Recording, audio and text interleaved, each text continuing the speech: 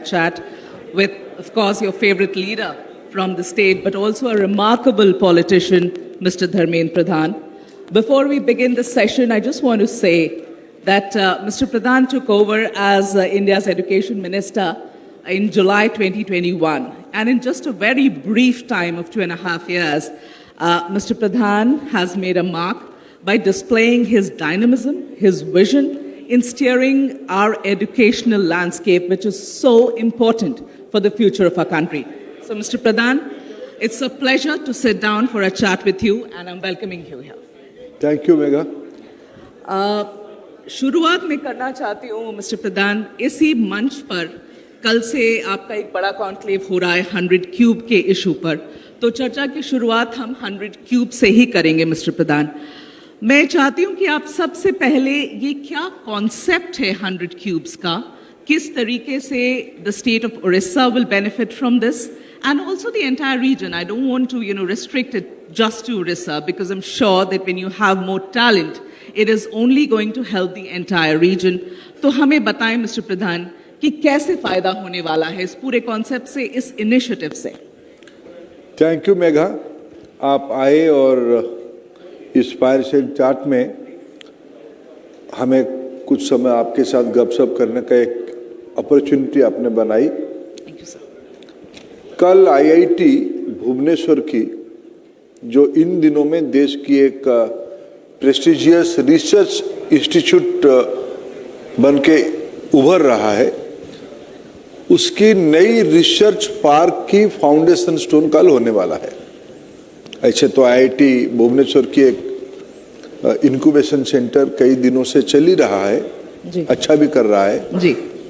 लेकिन भारत सरकार ने इन दिनों में देश की प्रीमियर इंस्टीट्यूट के अंदर इनोवेशन और रिसर्च कल्चर सिर्फ पेपर पब्लिकेशन के लिए नहीं, सिर्फ किताब लिखने के लिए नहीं, लोकलाइज प्रॉब्लम से लेके कंटेम्पररी प्रॉब्लम की सॉल्यूशन निकाले जी। और भारत की नई पीढ़ी में एक नया कल्चर लेके आए, ये हमारी सरकार की एक प्रायोरिटी की विषय बनी है जी। उसी में हमारे भुवनेश्वर आईआईटी में कल भारत सरकार की ओर से एक रिसर्च पार्क की फाउंडेशन दिया जाएगा। उसी के साथ साथ कल एक भुवनेश्वर की अराउंड उड़ीसा के और ईस्टर्न इंडिया के रिसर्च से आगे जाके, इनोवेशन से आगे जाके जो स्टार्टअप दुनिया की एक पहला शर्त रहती है, उसी का एक कॉन्क्लेव भी कल किया जाएगा जी। मैं आईआईटी वाले जब मेरे को मिलने आए और उसमें मेरे को इससे सारे कॉन्सेप्ट बताए, being a Odia, I found suitable to propose one thing to them. Odisha is the first state to be a linguistic basis administrative unit. Right. Way back in 1936, Odisha has been carved out from Bihar province, and the Odia speaking area came out as a new state. So this is the first of its kind in our country, Right. to be administrative unit on the linguistic basis. It's a nice coincidence. 12 years away, by 2036, Odisha will be completing its 100th year of birth. The present form of Odisha can be, we can say, it will completing 100 year in 2036. I suggested IIT colleagues, IIT Incubation Center Board, Research Park Board, why don't you create a vision? कोई भी चीज करने के लिए जब एक लक्ष्य तय होता है जी। तब उसको अचीव करने में एक आनंद भी आता है, एक फ्रेमवर्क बनता है, एक प्रोसेस बनता है।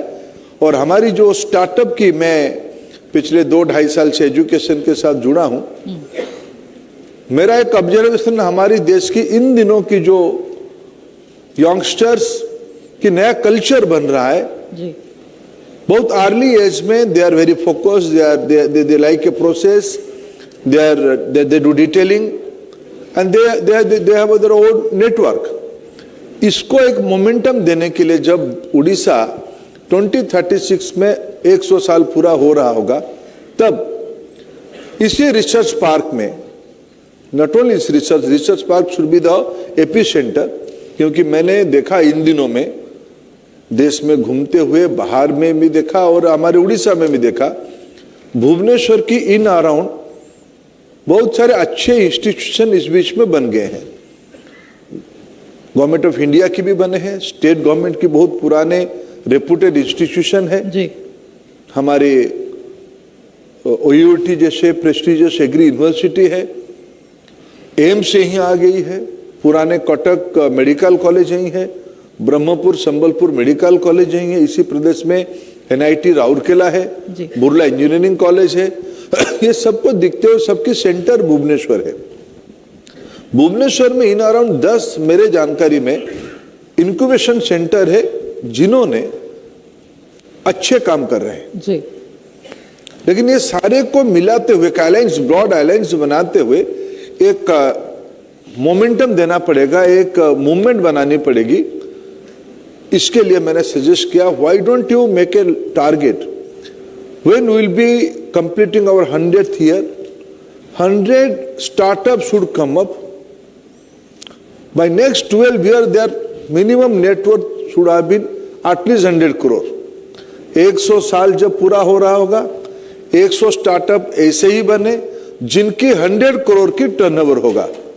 Ambitious. तब हमारी Very, very उड़ीसा, ambitious. जब इसको मैं कहता हूं सिर्फ उड़िया स्पीकिंग लोग होंगे ऐसा नहीं है, नॉलेज हैज नो बाउंड्री। लेकिन जहां आज सिलिकॉन वैली में या हमारे बेंगलुरु में या हमारे पुणे में या हैदराबाद में या गांधीनगर में देश भर के लोग पहुंचते हैं जी। अगर इकोसिस्टम उनको मिलता है, उसको इंप्लीमेंट करने के लिए उनकी एस्पिरेशन को, उनकी क्रिएटिव आइडिया को, उनकी झील को पूरा करने के लिए अगर एक कंड्यूसिव एटमॉस्फेयर मिलता है, तब वो एक मोमेंटम होता है। मेरे को लगा Bhubaneswar has a purpose to have a target 2036, इसीलिए इस 100 क्यूब्स की एनविजन किया गया है। लेट अस सी, मेरे को पूरा विश्वास है भारत की, इसकी और भी एक एस्पेक्ट है मेघा जी। देखिए, हमारी देश में जो पिछले 2014 में भारत में स्टार्टअप की संख्या 250 से 300 था जी।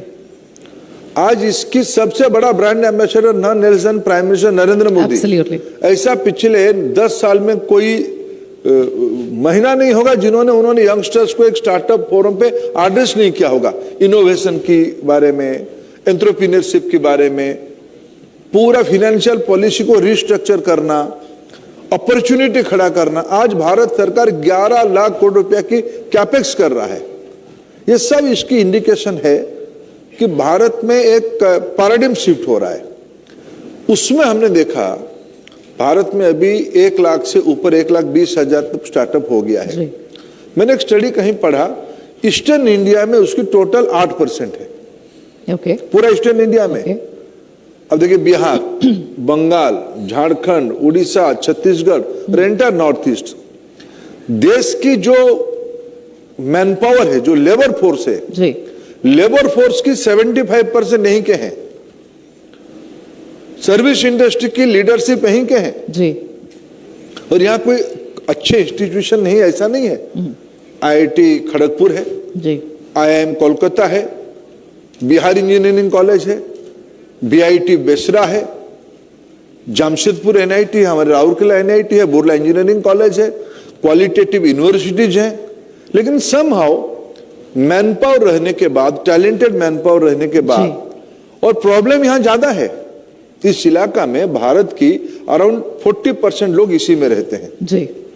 इनकी पर कैपिटा इनकम को देखिए, इनके हेल्थ स्टैंडर्ड्स को देखिए, इनकी इस इलाका का प्रोडक्टिविटी को देखिए, मैन्युफैक्चरिंग हब को देखिए, सारे मिनरल्स यही है।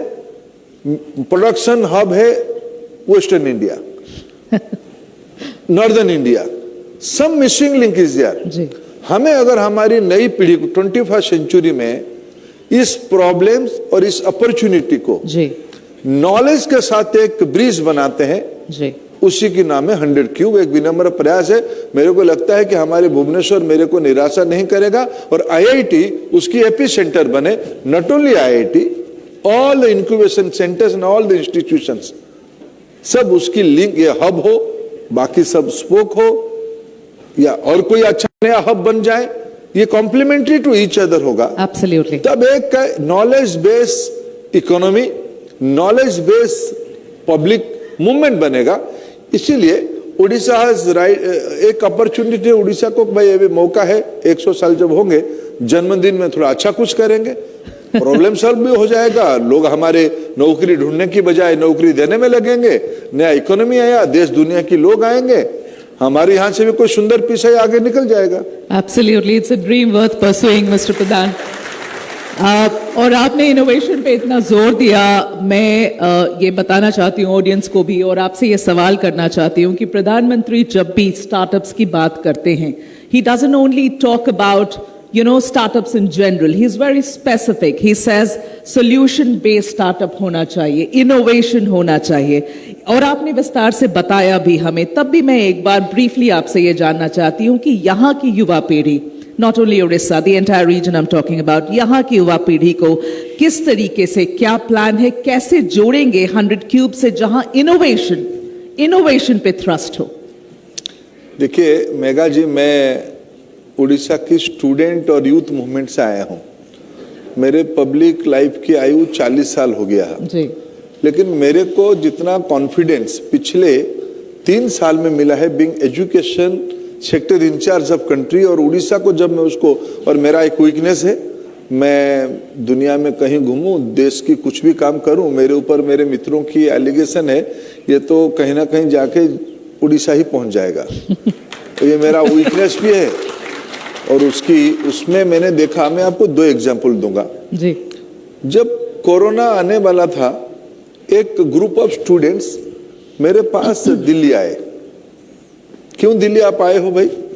बुर्ला इंजीनियरिंग कॉलेज की सब बच्चे थे। मेरा एक स्वभाव है, मैं जब बच्चों को मिलता हूं, मैं पूछता हूं कि आप कहाँ से हो और आपके पिताजी क्या करते हैं। उसमें मैं उस व्यक्ति की सोशियो इकोनॉमिक बैकग्राउंड को थोड़ा फैक्ट चेक करता हूँ जी। और मेरे मन में एक जिज्ञासा रहता है कि हमारे वहाँ तो बहुत उड़िया लोग बहुत, उड़ीसा में आज भी 100 करोड़ नेटवर्थ वाले उड़ीसा में हाथ में गिनने वाले लोग मिलेंगे। हम सब सर्विस सेक्टर की लोग हैं जी। इंटेलेक्चुअल कैपेसिटी में उड़ीसा किसी से कम नहीं है, लेकिन समहाउ एक एंटरप्रेन्योरियल इकोनॉमी हमारे वहाँ था जी। उड़ीसा की पूरी कोणार्क लिंगराज टेम्पल्स को देखो, उड़ीसा की टेक्सटाइल इक्कत को देखो, उड़ीसा की राइस प्रोडक्शन इकोसिस्टम को देखो जी। पहले और अभी भी उड़ीसा की बेसिक डीएनए में इनोवेशन और एंटरप्रेन्योरशिप नहीं है, ऐसा नहीं है। फिर भी एक कहीं ना कहीं एक मिसिंग लिंक ध्यान में आया। तब जब लड़के मेरे को बुर्ला के मिले, मैंने पूछा कि आप कैसे आए हो ना, हम प्रधानमंत्री जी को मिलने के लिए आए हैं। मेरे मन में आया कि थोड़े ज्यादा ओवर मैंने एम्बिशियस है, क्यों काम क्या है ना, हम एक इसरो से अनुमति चाहिए हमको। इसरो से? तो मैं पूछा इसरो से क्या आपको अनुमति चाहिए ना, हमने एक रॉकेट बनाई है। तो मैंने से पूछा तो ये तो आपकी, मेरा एक प्राइमरी धारणा था, मैं कुछ दिन पहले ये जो हमारे इसरो के चीफ है सोमनाथन जी, तब वो त्रिवेंद्रम में एक सेंटर उनकी है, इसरो की बहुत पुरानी सेंटर है, वहीं थे। मैं कभी वहाँ उनको मैं मिलने गया था, तो उन्होंने मेरे को बुलाया, मैं मिलने के लिए गया, तो उन्होंने मेरे को एक छोटा मिनी रॉकेट डेमो करके दिखाया। ओके। कोई भी वहाँ डिग्निटरी जाता है तो उसकी सम्मान में वो एक रॉकेट लॉन्च करते हैं समुद्र के ऊपर। हमने भी हाँ उड़ीसा में श्रीहरिकोटा के बारे में कभी सुना, फिर उड़ीसा के हमारा व्हीलर आइलैंड, हमारे गोपालपुर में ब्रह्मपुर जिले में एक आर्मी की आर्टिलरी कॉलेज है, वो भी लॉन्चिंग रॉकेट लॉन्चर वहीं से सिखाते हैं। Okay. You have to have a C, ऐसा मेरे का अंडरस्टैंडिंग था। ओके। जब बुर्ला के लड़कों को मैंने पूछा कि भाई तुम बुर्ला में बैठ के रॉकेट की क्या कैसे सोच आई, क्यों सोचा ऐसा, उन्होंने कहा कि भाई रॉकेट हम इसीलिए सोचा कि हम रहते हैं हीराकुद डैम के पास, Okay. Hirakud Dam is the one of the oldest dam in our country, Ardent Dam. आजादी के तुरंत बाद बना, बहुत बड़ा हाईकोर्ट एरिया उसकी है और पीछे बहुत बड़ा वाटर बॉडी भी है। उन्होंने कहा हम एक रॉकेट बना के, हमारे मन में आया कि हम एकदम 3-4 किलोमीटर ऊपर रॉकेट या 5 किलोमीटर ऊपर रॉकेट को भेजेंगे। उस रॉकेट में हम कैमरा लगाएंगे, सेंसर से हम हीराकुद की कैचमेंट एरिया और हीराकुद की हाईकोर्ट एरिया को असेसमेंट करना चाहते हैं। वाह, लड़के के पिताजी किराना का दुकान करता है, लड़के के पिताजी गवर्नमेंट ऑफ उड़ीसा की पुलिस कांस्टेबल है, लड़के के पिताजी स्कूल टीचर है, लड़की की पिताजी प्राइवेट सेक्टर में काम करता है। तब मेरे मन में कॉन्फिडेंस आया उन बच्चों को देख के, अरे बाप रे, ये तो आइंस्टाइन के कोई नीचे नहीं है लोग। रोबोटिक्स में और ये जो साहस है ना जी, अभी उससे आगे मेरे को अभी मेरा दिखने का, I am a student of social science में चीजों को अलग ढंग से दिखता हूं। मैं व्यक्ति की क्या दुनिया बनाया ये है, बनाने का इसके अंदर डीएनए है कि नहीं, डिटर्मिनेशन है कि नहीं, एक शब्द में पता चलता है। जी। मेरे को अभी एक लड़का नयागढ़ यहाँ पास में एक डिस्ट्रिक्ट है, या उस डिस्ट्रिक्ट के एक लड़का मेरे को ऊपर गया रूम पे, मेरे को ये माइक लगाने के लिए। हम जिस धंधे में हैं और आप जिस धंधे में, तो हमको ये हफ्ते में 4 बार माइक तो लगाना ही पड़ता है। जी, तो चलो आज मैं अच्छा बात कहूंगा इसलिए माइक अच्छा काम पे आएगा। कभी कभी वो तूतू में भी माइक काम में आता है। तो मैंने वहां उसकी जो माइक लगाने की जो स्विफ्टनेस देखा, जी, and with confidently asked me, should I switch on the mic here और डाउनस्टेयर? तो मैंने कहा नीचे करना, नहीं तो मैं जब यहाँ कहूंगा कुछ हॉल में लोगों को सुनने लगेगा। तो उन्होंने आके माइक को ऐसे ऑन किया और आपके मन में कॉन्फिडेंस नहीं था कि आपकी कॉलर माइक चल रहा है कि नहीं चल रहा है, आपने ट्रेडिशनल माइक पकड़ लिया। लेकिन मेरे लड़के पे मेरे को भरोसा था, उसका नाम है सागर। इतना नहीं है, स्टोरी के आगे पर देखिए। वो लड़का पूछा मैंने, तुम क्या पढ़े हो? मैं 10th पढ़ा हूं।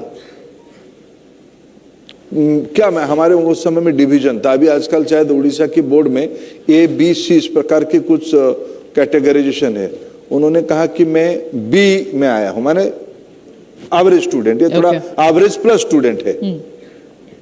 तो आगे क्यों नहीं पढ़ा? मतलब घर की परिस्थिति नहीं थी। ओके। पिताजी क्या करते हैं ना? पिताजी किसी इस भुवनेश्वर में प्राइवेट किचन में काम करते हैं। मेरा आकर्षण इसी में है मेघा जी, ये उड़ीसा है, ये ईस्टर्न इंडिया है। यही केस आपको बिहार में मिलेगा, यही केस आपको झारखंड में मिलेगा, यही केस हमारी बंगाल में मिलेगा। बंगाल में एक इंस्टीट्यूट को कभी मैंने देखा, institute of chemical biology, ICB। जी, ICB मेघा जी बनी थी इंडियन साइंटिस्ट के नेतृत्व में। कब? जब देश गुलाम था। जी, कुछ बंगाल की यंग साइंटिस्ट के मन में आया कि हमें हमारी देश के लिए वैक्सीन बनाना चाहिए। मैं इस इलाका में जब घूमता हूं मेरे मन में कॉन्फिडेंस आता है और पिछले 2-2.5 साल में उस कॉन्फिडेंस को मैंने रिन्यू करवाया। विश्व की सारा समस्या की समाधान देने की इंटेलेक्चुअल कैपेसिटी भारत की पूर्वी हिस्से में है। हमने कभी नेतृत्व लिया था। आज ये रिसर्च पार्क और इंक्यूबेशन सेंटर्स की हब और भुवनेश्वर उसकी, थोड़ा तो मेरे को स्वार्थी तो होना ही पड़ेगा, तो भुवनेश्वरी उसकी हब बने, ये मेरा एक प्रयास है। देखते हैं कैसे आगे बढ़ता है। IIT भुवनेश्वर के साथ आप कोलैबोरेट कर रहे हैं 100 क्यूब के प्रोजेक्ट के लिए। And so I want to ask you about the role of IIT because they will be extremely significant to this entire venture of yours. How do you see the role of this institute in boosting the innovation culture? And also, sir, you are also handling the education portfolio. Hence, this one small side question, that is there a special focus, Mr. Pradhan, on schools to tap the talent at an early stage? देखिए, अभी प्रधानमंत्री जी परीक्षा पे चर्चा पे आए थे। उनकी उस कार्यक्रम के साइडलाइन में एक एग्जीबिशन लगाया गया था। 100 एक एग्जीबिटर थे, उसमें कोर साइंस की प्रोजेक्ट्स लगभग 50 होंगे। जी जो पहला 4-5 प्रोजेक्ट था वो क्या था? 10 साल पहले दुनिया को, विशेष करके हम जैसे लोगों को, एआई बहुत मालूम नहीं था। जी थोड़ा थोड़ा मालूम था, क्योंकि आपको भारत में नेतागिरी करना है, जाने ना जाने 2-4 जार्गन को समझ के उसको फेंकते रहने से थोड़ा यू नो समथिंग, ऐसे एक माहौल भी बनाना पड़ता है। इसीलिए मैं उतना ही एआई को जानता था। मैं कैंडिड हूँ आपके सामने, घर में हूँ तो ये लोग मेरे को जानते हैं, तो मेरे को क्या छुपाऊं। तो एआई के बारे में नहीं जानते थे लोग। अभी एआई एक इनएविटेबल चीज हो गया है, जैसे एनर्जी, जैसे इंटरनेट। अभी मेरे को लगता है कि आने वाले 5-7 साल के बाद हमारी जिंदगी बिना एआई की नहीं चलेगी। जी ये इंटरलिंक्ड है, सारे कामों में उसकी यूज शुरू हो जाएगा। तो एक लड़का प्रधानमंत्री जी को समझा रहा है कि प्रधानमंत्री जी, आपकी दफ्तर में आप कैसे काम करना चाहिए यूजिंग एआई। टायर 2 सिटी की लड़का था, ओके केंद्रीय विद्यालय की लड़का था, इंग्लिश ठीक से नहीं आता था, जी हिंदी में समझा रहा था। हमने आग्रह किया था भारतीय भाषा में समझाना, हिंदी में ही समझा रहा था। और प्रधानमंत्री जी को, और हमारे प्रधानमंत्री बहुत टेक्नोशाली है, जी जी बहुत टेक्नोशाली है। हाँ। तो उन्होंने प्रधानमंत्री जी को कहा कि सर कैसे आप एआई को यूज करना, आप आपका ऑफिस की पेज ऐसे ही पलटना, एआई के थ्रू आप उसकी, आपके सामने जो डेस्क होगा वो पलट जाएगा। ओके ऐसे 3-4 पेज उन्होंने पीएम के सामने उसको स्क्रॉल किया। पीएम एकदम मंत्रमुग्ध होकर उसको देखने लगे। फिर कहा कि सर आपको लिखना नहीं चाहिए, आप ऐसे एआर में लिखो, ABC लिखो, वो आएगा, रिफ्लेक्शन होगा। हम भी पीछे खड़े होकर देख रहे थे, रिफ्लेक्शन होगा। मैं वहाँ एक प्रोजेक्ट देखा दिल्ली में। मैं कुछ दिन पहले यहाँ PM श्री स्कूल की उद्घाटन करने के लिए आया था भुवनेश्वर में। हमारी जाजपुर की एक लड़के को देखा, जी जाजपुर की नवोदय विद्यालय के एक लड़के को देखा। उन्होंने एक इनोवेशन किया था, जैसे हम लोग वाईफाई कहते हैं ना, wifi is a wireless frequency system से एक दुनिया बनती है वाईफाई। उन्होंने मेरे को, लड़का कल, शायद उनको मैंने कहा था कल बुलाना चाहिए एग्जीबिशन में, कल शायद कर्माकल जी बुलाए होगा। कर्माकल जी के मन में संदेह था कि उड़िया लोगों में इनोवेशन है कि नहीं है, कल तो कुछ तो होगा ही। तो मैंने सुना कि IIT वाले थोड़ा संदेह में थे कि भाई इनोवेटर कहाँ से आएंगे। कर्माकर जी भरोसा रखिए, यहाँ कोणार्क बनाए थे तो कहाँ आपको इनोवेटर थे, हम बना ही लेंगे, आप भरोसा रखो। आप जैसे हमको गुरु मिले हैं, हम बना ही लेंगे, भरोसा रखो। शिष्य ठीक है भाई, उड़िया शिष्य ठीक रहेगा। वो लड़का मेरे को बताया कि sir this is LiFi, this is alternative to WiFi. मेरे अभी भी मेरे समझ में उसकी, मैं साइंस की स्टूडेंट नहीं, इसलिए मेरे समझ में नहीं है, लेकिन उसकी एफिशिएंसी जो दिखाया मेरे को, एक सेंसर सिस्टम वो लाइफाई में दिखाया। जाजपुर एक छोटा सा जिला है मेरे राज्य की। अगर जाजपुर की लड़का हो या उस टायर 2 सिटी के प्रधानमंत्री जी के सामने, मेरे मित्र चिंतन वैष्णव यहाँ बैठे हैं, MIT छोड़ के यहाँ के प्रधानमंत्री जी की बात पे इनोवेशन को एक जन आंदोलन बनाने में लगे हैं। अटल टिंकरिंग लैब आज देश की स्कूलों में एक परिचित विषय हो गया है। भारत की युवाओं में इनोवेशन की अद्भुत ताकत है। प्रॉब्लम उनके सामने रखो, उनको ललकारो ठीक से, उनको समझाओ ठीक से, इसकी पब्लिक गुड को उनको समझाओ जी। भारत की लोगों में इसमें कोई कभी कमी नहीं रखेंगे उसको एक सोल्यूशन लेने में। और यहाँ तो प्रॉब्लम है, IIT is a right place to anchor all such thing. IIT से पिछले अभी अमेरिकन कांग्रेस में एक रिजोल्यूशन पास हुई और ये रेयर ही है। हमारे IIT को सिस्टम थोड़ा साय है जी। हमको सिंह साहब भी ज्यादा मदद नहीं कर रहे हैं, बड़े आदमी हमारे अध्यक्ष हैं, लेकिन मैं अपेक्षा IIT में अमेरिकन कांग्रेस में अमेरिका की उपलब्धि के बारे में उन्होंने एक रिजोल्यूशन किया जी। अगर वो 10 बिंदु उन्होंने रखा कि अमेरिका आज इस स्टेज पे इसीलिए है कि भारत की IIT हमको कॉम्प्लीमेंट कर रहे हैं, ये IIT है।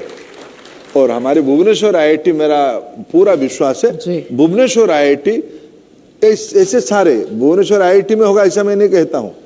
IIT के लोग थोड़ा मेरे को निराशा भी करते हैं, आईआईटीआन उसमें से इनोवेटर नहीं बनते हैं, क्योंकि आईआईटी की ब्रांच पे उनको इतना बड़ा पैकेज मिलता है, वो किसी की नौकरी को ढूंढने जाते हैं। हमें तो नौकरी देने वालों को इकट्ठा करना है। हमारी यहाँ जो इंक्यूबेशन सेंटर है, जी, प्राइवेट कॉलेज की, गवर्नमेंट कॉलेज की, स्टेट गवर्नमेंट कॉलेज की, छोटे मोटे जिले की, स्थानीय प्रॉब्लम से खेती में, स्वास्थ्य में, फॉरेस्ट प्रोड्यूस में, लॉजिस्टिक में, ये जो दुनिया है ना, यहाँ की प्रॉब्लम को देखते हुए IIT will be hub. IIT में क्वालिटी फैकल्टी है, क्वालिटी फैकल्टी है। उस क्वालिटी फैकल्टी की बेस पे आईआईटी और भारत सरकार की पैटर्नेज से जी, हम एक कल्चर बनाना चाहते हैं। Right. IIT has the only answer, ये मैं कहने वाला नहीं हूं। जी, ये कहूंगा तो फिर कल सुबह यहाँ के मित्र लोग और एक दुकान खोल देंगे। उनकी भी दुकान अच्छा है, मैं प्रशंसा करता हूँ सार्वजनिक ग्रुप में, वो हब भी अच्छा है। हमारे जो हमारे किड वालों की इंक्यूबेशन सेंटर भी अच्छा है, शिक्षा अनुसंधान की इंक्यूबेशन सेंटर अच्छा है। हमारे संजीव नायक जी चलाते हैं सीवी रमन, उनकी भी इंक्यूबेशन सेंटर कुछ मामले में बहुत एडवांस है। हमारा सीपेट की इंक्यूबेशन सेंटर बहुत क्वालिटेटिव है। हमारी सीटीटीसी की इंक्यूबेशन सेंटर मैन्युफैक्चरिंग में एकदम एक्सीलेंट है। ये सारे को मिला के we have to create a public momentum. absolutely. And you know, the kind of stories that you are narrating, Mr. Pradhan, I'm amazed that this is the kind of talent you've been able to see. अब सोचिए, ये तो सिर्फ आपकी आंख तक पहुंचे हैं, और कितने होंगे इस पूरे रीजन में. So wishing you all the very best for that. But let's move a little beyond 100 Cube now. 100 Cube से थोड़ा हटकर मैं उड़ीसा की बात करना चाहती हूँ, मैं पूरे ईस्टर्न रीजन की बात करना चाहती हूँ, several states that form this part of our country. Also because, Mr. Pradhan, you have emerged as a very, very prominent face from this part of the India. So even more reasons for me to put these questions to you, Mr. Pradhan. And I want to begin by asking कि आपकी vision क्या है, सिर्फ उड़ीसा के लिए नहीं, इस पूरे रीजन के लिए. क्या आपको लगता है कि पुराने जमाने में, you know, this entire space that at one point in time was known as Kalinga, the ancient seat of learning, that do we have the kind of wherewithal to ensure that we will be able to restore the glory of ancient Kalinga at some point in time for us? मैं इतने कम छोटा ambition पे नहीं हूँ. मैं restoration से आगे बढ़ के नया क्रिएशन की ओर जाने वाला हूँ, और मेरे बच्चों पे मेरा पूरा भरोसा है. रिस्टोरेशन वगैरह ये तो ऐतिहासिक चीजें तो हो ही जाएगा जी. जब एक लंबी छलांग लगाएंगे, लंबी छलांग, दुनिया की कुछ प्रॉब्लम की सॉल्यूशन ईस्टर्न इंडिया से ही आएगा. इसकी कुछ साइंटिफिक कारण है. Okay. ऐसे ही नहीं मैं कह रहा हूं. प्रॉब्लम जहां होगा सॉल्यूशन ही वही निकलेगा.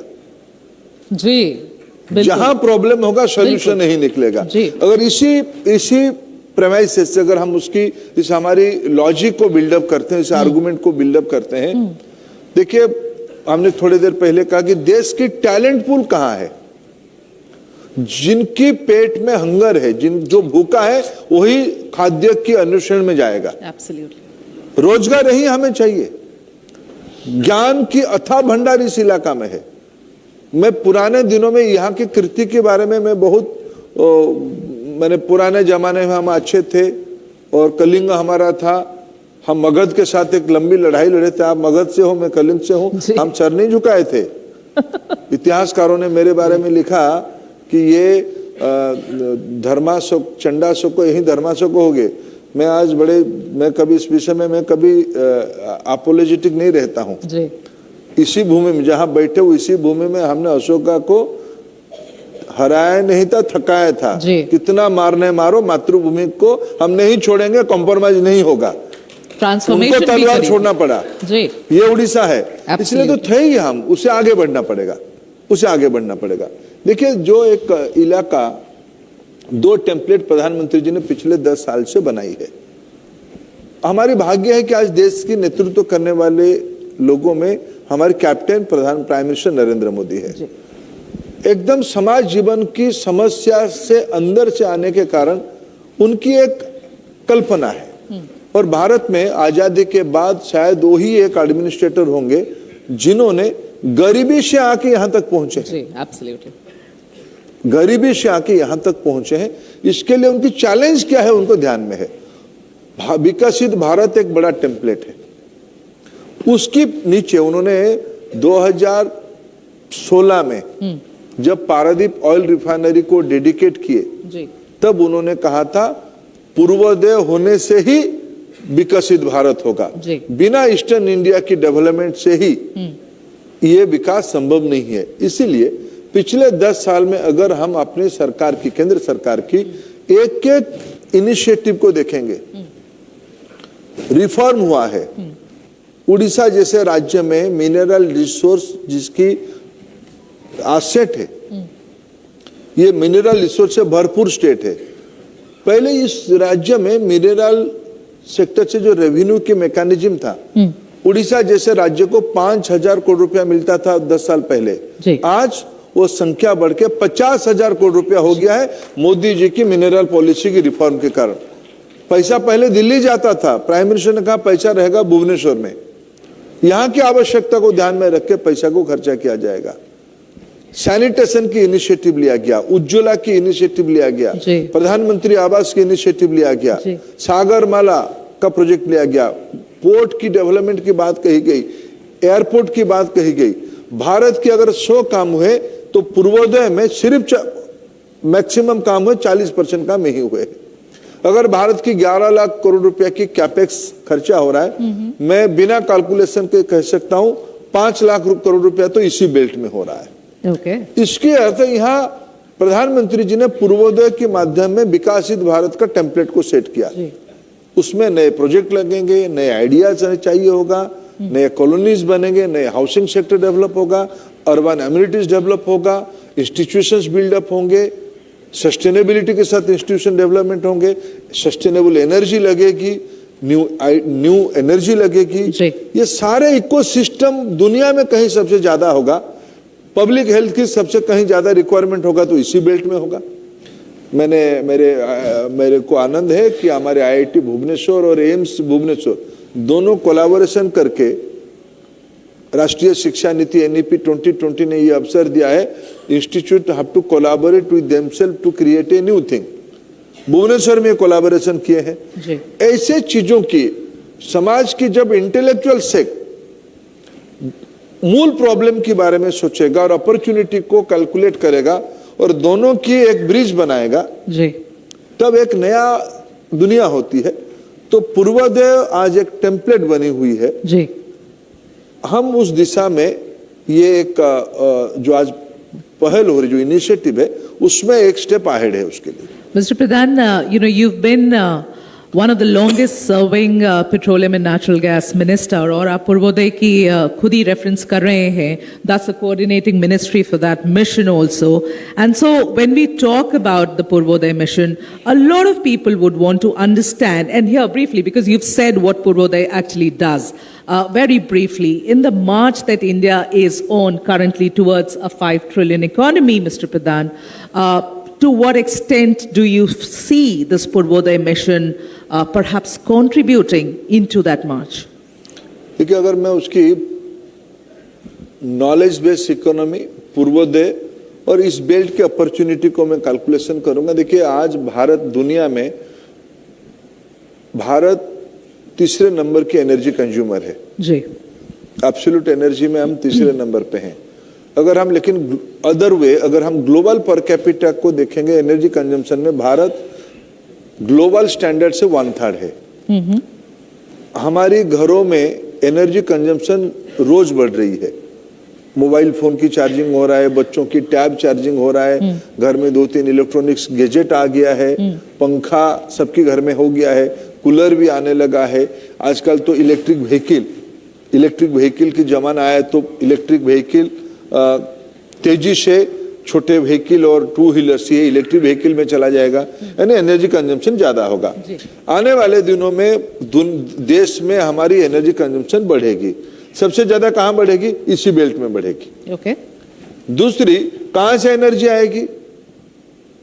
यहां तो एनर्जी की भंडार है, फॉसिल फ्यूल बेस्ड एनर्जी यहां होती है, लेकिन मैं उससे आगे देखता हूं, इस बेल्ट में एक नया कमोडिटी बनेगा, वो है हाइड्रोजन।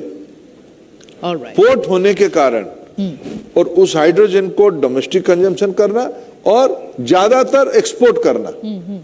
जैसे चाइना पिछले 30 सालों में सोलर एनर्जी में एक फास्ट मूवर एडवांटेज उनको मिला, प्रधानमंत्री जी की जो विजन है ऐसे ही 2 दिन पहले गोवा में हमारी इंडिया एनर्जी वीक कंप्लीट हुई, समाप्त हुई। उसमें हमारी भारत पेट्रोलियम कंपनी लिमिटेड ने इंडिजिनस इलेक्ट्रोलाइजर बना दिया है। Okay. आज मेरे मित्र हरदीप पुरी जी का ट्वीट में देख रहा था, सीइंग इज बिलीविंग। हमारे देश में भी इलेक्ट्रोलाइजर बन गया जी। इसके अर्थ हमारे देश में तेजी से ज्यादा मात्रा में हमारी बायोमास को कन्वर्ट करते हुए, जिस बायोमास अभी वेस्ट है, प्रधानमंत्री जी ने कभी कहा वेस्ट टू वेल्थ, यही है वेस्ट टू वेल्थ। हमारी देश की जितने सारे बायोडाइवर्सिटी से कचरा निकलेगा जी। उसी को अगर हम एनर्जी में कन्वर्ट करके हाइड्रोजन बनाते हैं, क्लीनेस्ट फॉर्म ऑफ एनर्जी, हम अपना इंसेंटिव देंगे। मेरे वहां कल को कोई उड़ीसा में टेस्ला वाला गाड़ी बनाने के लिए आएगा, यूरोप ने तय कर लिया है कोई भी कमोडिटी बिना सस्टेनेबल सोर्स ऑफ एनर्जी का हम यूज नहीं करेंगे। आने वाले दिनों में देखना आप, भारत सस्टेनेबल एनर्जी के अबंडेंस के साथ, ग्रीन एनर्जी के अबंडेंस के साथ, primarily hydrogen energy, solar energy, wind energy, pump storage energy, ये 3-4 मॉडल के कारण हमारी एनर्जी रिक्वायरमेंट को हम पूरा करेंगे। दुनिया की मैन्युफैक्चरिंग हब इसीलिए हम हो जाएंगे कि हमारे पास ही ग्रीन अफोर्डेबल, ये सारे करते हुए अफोर्डेबिलिटी भी तो एक विषय होगा ना जी। अफोर्डेबल एनर्जी, ग्रीन एनर्जी रहेगा। आज जो हम Q100 देख रहे हैं ना जी। मैं इसीलिए उसको बहुत इतना थ्रिल्ड हूं। वो दोनों बच्ची यहाँ है कि नहीं है पता नहीं, यहाँ बीच में मैंने को KPMG की एक एग्जीबिशन मैंने देखने के लिए गया। KPMG एक एनुअल इवेंट करता है कि देश की टैलेंट हंट वो करता है जी। टैलेंट हंट करता है कि ये बच्चे इनोवेशन क्या क्या करते हैं। ऐसे दिल्ली में मेरे को कभी कभी बुलाते, इस बार भी बुलाए थे, उनकी मैं टैलेंट को देख रहा था। 6 स्टार्टअप्स को उन्होंने शोकेसिंग किया था। उसमें से मेरे भुवनेश्वर की 2 लड़कियां उसमें थे। क्या प्रोडक्ट लेके थे? क्या? एग्री रेसिड्यू से बैटरी बैकअप पैकेजिंग बनाना। Okay. एग्री रेसिड्यू से मेरे तो पहले गप्पे कहानी लगा, KPMG सिलेक्शन किया होगा तो ठीक ही किया होगा। मेरे भुवनेश्वर की लड़की और भुवनेश्वर की। इसलिए मेघा जी, हमारी बच्चों को थोड़ा चुनौती दो जी। थोड़ा उनको चिढ़ाओ, थोड़ा उनको प्रोवोक करो जी। थोड़ा उनको प्रशंसा करो, पैम्परिंग करो, ये दुनिया के सब कुछ कर देंगे। मिनिस्टर सर, विजन तो बड़ी अच्छी है, आप जो बात कहते हैं वो सुनने में तो बहुत अच्छा लग रहा है। यहाँ करेंगे भी जी, मेघा जी ऐसी बात नहीं करते हैं। क्लीन हाइड्रोजन की बात कर रहे हैं, ग्रीन हाइड्रोजन की बात कर रहे हैं, क्लीन एनर्जी की बात कर रहे हैं।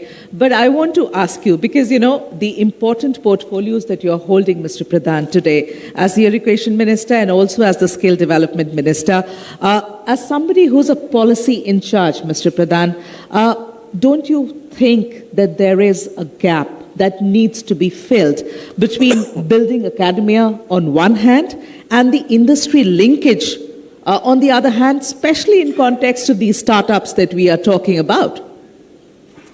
देखिए, अभी इन दिनों में भारत की, दुनिया की जो डेवलप्ड इकोनॉमी की मॉडल को हमने भी थोड़ा समझने का कोशिश किया, थोड़ा उनकी एनालिसिस पढ़ने का भी कोशिश किया। डेवलप्ड इकोनॉमी में ये जो 3 पिलर्स है जी, एकेडेमिया, इंडस्ट्री और पॉलिसी इंचार्ज, ये तीनों टैंडम में काम करते हैं, इकट्ठा आके काम करते हैं।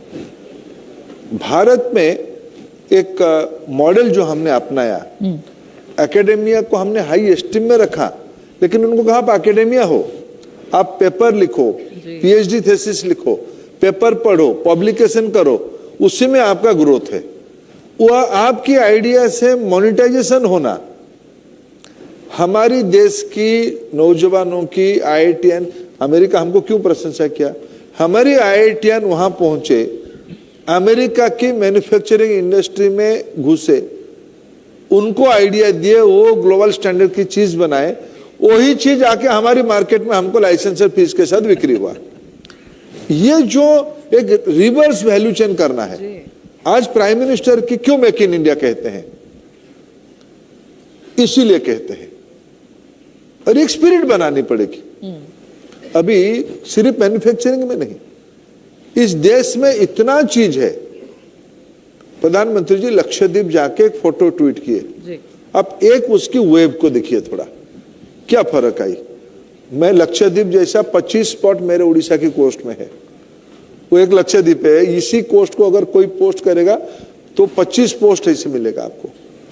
ये जो रीऑर्गेनाइजेशन ऑफ द थिंग, री अप्रोचिंग द चैलेंज, ये जो मूल चैलेंज है ना, ये आज की पीएम ने उसको किया है। दूसरा, ये सिर्फ कहने से नहीं होता है, करना पड़ता है। पिछले दिनों में यंग एंटरप्रेन्योर को बढ़ाने के लिए गवर्नमेंट ऑफ इंडिया ने फंड किया, टैक्स हॉलीडे दिया। डीप टेक में काम करोगे तो आपको ज्यादा इंसेंटिव मिलेगा। ये सारा जो इकोसिस्टम आज बना रहे हैं, उसकी जब तक ये तीनों लोग, इसीलिए अगर हमने, मेरे को अच्छा लगा जब आईआईटी वालों ने अपना बोर्ड बनाई, रिसर्च पार्क की बोर्ड बनाई, उसमें एकेडमिया, स्टार्टअप और इंडस्ट्री और गवर्नमेंट की अथॉरिटी, ये जो प्रधानमंत्री जी 10 साल पहले कहते मिनिमम गवर्नमेंट मैक्सिमम गवर्नेंस, ये इम्प्लीमेंटेशन सब जगह पे करना पड़ेगा, यहां भी करना पड़ रहा है। तब जब तक मेजर स्टेक होल्डर को अनबोर्ड नहीं करोगे, मैं क्यों कह रहा हूं कि ये सारे स्टार्टअप इकोसिस्टम में 3 चीज चाहिए। आपको मेंटरिंग चाहिए, आपको मनी चाहिए, कैपिटल चाहिए, आपको मार्केटिंग नेटवर्क चाहिए, 3M चाहिए। अभी तो हमने ये पॉलिसी बनाया है कि कल को हमारे प्रोफेसर कर्माकर जी, अभी जो डायरेक्टर है, वो कहेंगे कि मैं एक स्टार्टअप में मेरा भी 25% की इक्विटी रखूंगा। कुछ दिन के बाद प्रोफेसर कर्माकर जी भी मिलियनर बन सकते हैं, बिलियनर भी बन सकते हैं। पहले ये नहीं था, अभी हमारी सरकार ने उसको पॉलिसी लिबरेशन किया। हमने इंडस्ट्री को हमने कहा कि जेम में सब खरीदो। क्या अर्थ उसकी है, कौन उसकी रजिस्ट्रेशन करके उसे चीज प्लेटफॉर्म पे आएंगे? हमारे देश की इस प्रकार के स्टार्टअप्स आएंगे। पॉलिसी को ऐसे रीओरिएंटेशन करना पड़ेगा, वो प्रॉब्लम था मूल। आज हमने जब तक हमारी देश की बौद्धिक ताकत मेरे समस्या के समाधान के लिए नहीं जाएगा। मेरे को भी चिंतन जी जो इनोवेशन की मूवमेंट को देश में स्पीयरहेड कर रहे हैं, मेरे को छोटी सी एग्जाम्पल बता रहे थे, वो मैं आपके सामने आपके माध्यम से शेयर करना चाहता हूं। उन्होंने कहा कि प्रॉब्लम्स आर लोकलाइज। आप एक दिल्ली से बैठ के या एक राज्य की राजधानी से बैठ के या बॉम्बे की मार्केट से बैठ के आप प्रॉब्लम की सॉल्यूशन नहीं निकाल सकते हो। भारत की पहाड़ी इलाका में, हिल्स में जो हाउस होल्ड है, वो घरों में रात को अंगेड़ी जलाते हैं, आग जलाते हैं, कार्बन मोनोऑक्साइड भी जनरेट होता है। दरवाजे से बंद रहते ठंडे के कारण। पहाड़ में कई लोगों की डेथ इसी के कारण होता है। एक वहां की इनोवेटर स्कूली बच्चा अटल इनोवेशन टिंकरिंग लैब से कोई निकल के उन्होंने कहा कि इधर कार्बन मोनोऑक्साइड ज्यादा होने से एक ऑटोमेटिक रूट पे एक भेंट खुल जाएगा, छोटा सा भेंट ऊपर कोई सेंसर से खुल जाएगा। देखो उस सामान्य बच्चे को ध्यान में आया कि मेरे वहां समस्या क्या है। अच्छा, मेरे वहां हम कहो कि भुवनेश्वर में कहो भाई कार्बन मोनोऑक्साइड आता है, कोई हमको समझ में नहीं आएगा। हमारा तो खुला ही खुला रहता है। भुवनेश्वर में इतना हवा आता है कि हम फैन भी नहीं लगाते थे कुछ दिन पहले। तो ये लोकलाइज प्रॉब्लम है ना, हमारी फ्रेमवर्क को बनाना पड़ेगा। ऐसे एकेडमिया उसको प्रशंसा करना पड़ेगा, उनको उस टैलेंट को हमको हैंडल करना पड़ेगा, उसको प्रोत्साहित करना पड़ेगा। हम तो पहले उस बच्चे को गाली दे देते हैं। मैंने कर्माकर जी को थोड़ा थोड़ा कभी कभी, रवि जी भी बैठे हैं, प्रोफेसर हमारे रूपार के डायरेक्टर बैठे हैं, मैं उनको निवेदन करता हूँ आप बच्चों को डराओ मत। ये नहीं डराते हैं, आप बच्चों को डराओ मत, बच्चों को आप थोड़ा प्रॉब्लम के अंदर ढकेल दो। प्रॉब्लम के अंदर धकेलने से वो फिर हीरा होके निकलेंगे। It's such a fantastic solution. वो localized problem है, वो localized solution provide कर रहा है. बाहर के लोग तो सोचेंगे भी नहीं, जानेंगे भी नहीं इसके बारे में. जानेंगे भी नहीं। जी मेरे वहां बारिश होता है। जी कभी मैंने ब्रिटिश पीरियड की गैजेट पढ़ रहा था। मेरे नयागढ़ के वो हमारे बारे में मैंने सागर के बारे में उल्लेख किया। उस नयागढ़ जिले की ब्रिटिश पीरियड में गैजेट में 2 विषय लिखा है। बारिश के समय में पानी को कैसे मैनेज करना और फॉरेस्ट को कैसे मैनेज करना, दोनों के बारे में नयागढ़ की प्रैक्टिस को ब्रिटिश पीरियड में हाँ. कोलकाता प्रोविंस में, बंगाल प्रोविंस में कोडिफाई किया गया है। ओके ये 150 साल पहले की प्रैक्टिस था। इसलिए लोकलाइज चीजों को, लोकल मॉडल को अभी कोणार्क बना है। जी कोणार्क के आसपास में गांव में मैं कभी गया था। उस गांव में एक तालाब है। तालाब है, आप समझेंगे, तालाब पोखरी यहाँ कहते हैं। नहीं तालाब समझती हूँ। उस तालाब के साइज थोड़ा विचित्र था। वो थोड़ा लंबा था और उसको तालाब नहीं कहते हैं लोग वहां। वो कहते हैं कि ये पत्थर बुहा नई, इसे stone carrying river. Okay Konark से 150 किलोमीटर दूर पत्थर की इलाका है। पत्थर को तोड़ के कोणार्क तक वहां पहुंचाए कैसे होंगे? एक समय में कैनाल सिस्टम खड़ा करके वहां तक पहुंचा था। अभी भी कुछ गांव में कोणार्क के आसपास उस रिवर स्ट्रीम का एविडेंस है। ओके सोसाइटी तो साइंटिफिक था। सोसाइटी लोकल प्रॉब्लम का सलूशन निकाला था, मॉन्यूमेंट खड़ा किया था, जो आज भी हमको आश्चर्य लगता है। सन की पहला रे कोणार्क आता है। ऐसे तो कोई ऐसे ही तो नहीं कर दिए होंगे ना, कुछ तो कैलकुलेशन किया होगा ना, कुछ तो नॉलेज। यहाँ पठानी सामंत करके एक व्यक्तित्व थे जिन्होंने इस इलाका में, वो एस्ट्रोफिजिस्ट थे, एस्ट्रोनॉमर थे, एस्ट्रोनॉट थे। उन्होंने दुनिया को देखे लोकल लैंग्वेज में कोडिफाई किया। भारत में हर एक इलाका में ऐसे आइडियाज है। ये सारा चीजों को अभी पुनः जीवित करने की आवश्यकता है और आज के समय में उसको कॉन्टेक्चुअलाइज करना पड़ेगा। मिस्टर प्रधान, बहुत सारी अच्छी बातें निकल कर बाहर आई हैं। बहुत काम हो रहा है, आपकी सरकार काम कर रही है। पिछले 10 साल में काफ़ी काम किया है, फोकस भी बहुत किया है यहाँ पर। यहाँ की भी सरकार काम कर रही है। स्टिल एक बात जो बार बार बहुत लोगों के दिमाग में खटकती है, I also come from this part of the country, is that the state of Orissa, and I'm not going to talk about my state right now, but your state of Orissa, still, despite so much of work that has gone in and development that we have seen in the last few years, it still sort of doesn't stand in the league of states like Gujarat, states like Maharashtra. I want to ask you, Mr. Pradhan, you are a leader from here. How much time do you think this is going to take? Because we are still sort of lagging behind. देखो, कुछ मामले में तो हम पीछे हैं। कुछ statistics में पढ़ रहा था मैं महाराष्ट्र थोड़ा हमसे बड़ा साइज का है जी। मैं सदैव 3 राज्यों को उड़ीसा के साथ तुलना करता हूँ साइज की वाइज से। ओके एक है गुजरात, एक है कर्नाटका और एक है राजस्थान। ओके एक सदन का है, केरला भी उसी प्रकार का है। केरला, कर्नाटका, गुजरात और Maharashtra, Rajasthan. Okay north western की 2 राज्य, सदन की 2 राज्य और उड़ीसा, दोनों की ये 5 राज्यों की पॉपुलेशन 4 से 7 करोड़ के अंदर है। कुछ कर्नाटक की थोड़ा 8 करोड़ तक जाएगा, लेकिन basic topography, basic forestry, rain water, Karnataka, Kerala और उड़ीसा एक जैसा है जी। गुजरात की नेचुरल रिसोर्स और उड़ीसा की नेचुरल रिसोर्स में अगर मैं तुलना करूं, जमीन आसमान के अंतर है, जमीन आसमान के अंतर है। लेकिन बाय स्ट्रेटेजी, बाय डिजाइन, मैं अगर आपके सामने 2-3 चीज कहूं, उड़ीसा कभी पोर्ट लेड इकोनॉमी में बहुत आगे था दुनिया में। ओके हमारी पूरा साउथ ईस्ट एशिया की ट्रेड लिंक उड़ीसा से ही था। कलिंग की ख्याति इसीलिए था, कलिंग की ख्याति इसीलिए था, और कलिंग युद्ध की मूल कारण यही था कि हमारी मगध राज्य के साथ ट्रेड टैरिफ में डिस्प्यूट हुआ कलिंग की, और हाथी देने में डिस्प्यूट हुआ जी।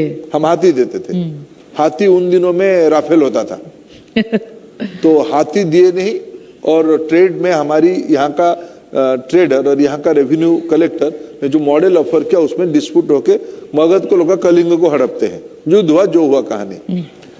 माय पॉइंट इज यहाँ एक ट्रेड मैरीटाइम ट्रेड की हिस्ट्री था जी। मेरे पास एक स्टैटिस्टिक्स है, उड़ीसा में आज एक मेजर पोर्ट है, 14 नॉन मेजर पोर्ट है। जो भारत की जितना कार्गो है, डिफरेंट काइंड ऑफ कार्गो है, उसको अगर हम तुलना करें तो हम 5% कार्गो हैंडल करते हैं। ओके। और हमारी पोर्ट की डेप्थ, पोर्ट इकोनॉमी की एक सबसे बड़ा प्री कंडीशन है कि आपकी पोर्ट की डेप्थ कितना है। अगर गहरा है तो वहां बड़े बड़े कैप्साइज की भी आ सकते हैं, जहाज आ सकता है, बड़े माल आ सकता है। गुजरात में